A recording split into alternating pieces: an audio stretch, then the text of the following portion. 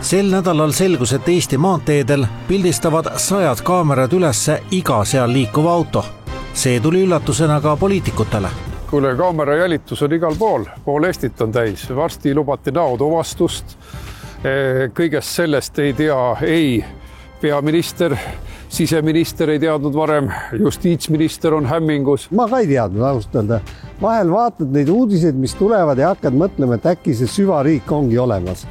Kuigi ma ei usu, aga mingid asjad on sellised, mida tehakse.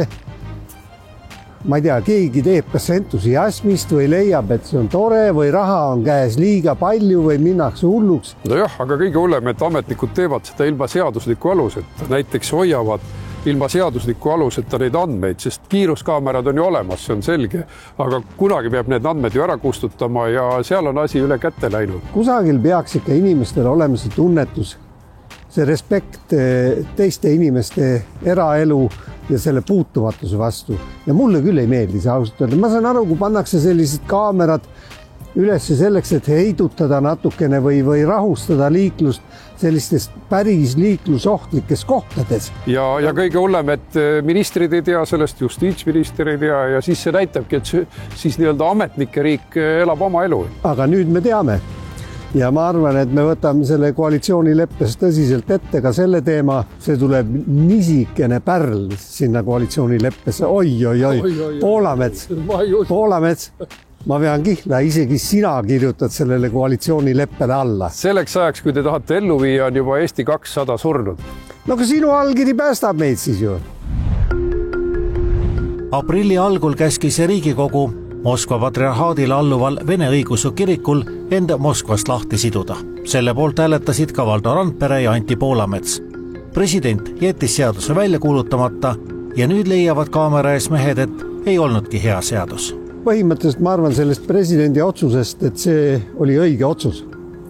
Ja ütlen täitsa ausalt ise ka, et minul olid ka kõhklused ja kahtlused selle seaduse eelnõu suhtes. No me ju hoiatasime, et seal on praak sees ja väga tugevalt ja presidendi nõunik kordas ka meie argumenti üle. Me hoiatasime ka selle eest, et see võib olla pretsedent ka teiste kirikute piiramiseks, mitte ainult selle Moskva patriarhaadi osas, katoliiklaste, luterlaste ja ka teiste ühingute ja isegi erakondade osas. Seda märkis presidendi otsus. Ennem selle lõpphääletust me tegelikult arutasime omavahel.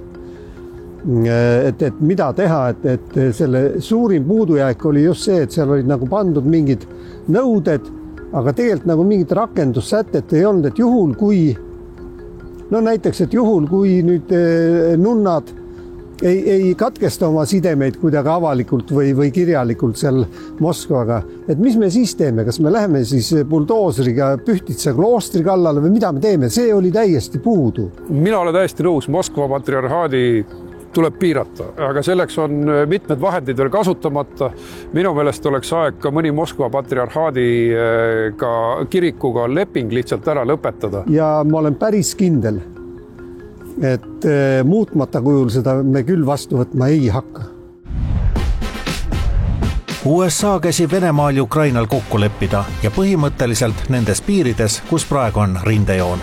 Kõik, mida Venemaa vallutanud, võiks jääda USA arvates Venemaale. See, mida Trump praegu teeb Ukraina-Vene läbirääkimistel, see näeb üha enam välja sellise Vene narratiivi ja Vene mudeli peale surumisena ukrainlastele. See on lihtsalt realism. Mis meie siis teeme? Meil ei ole vägesid, et seda maad tagasi võtta. Meil ei ole seda.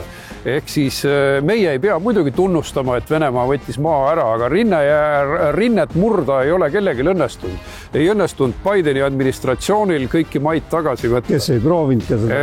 Ehk siis häda on selles, et sõjalist jõudu ei ole. Muidu oleks ju kõik tore. Krimm tagasi, Donbass tagasi, see rinne seisab Ukraina poolelt, ei ole suudetud. Tegelikult sõjaline võimekus on olemas, aga tahet ja julgust ei ole.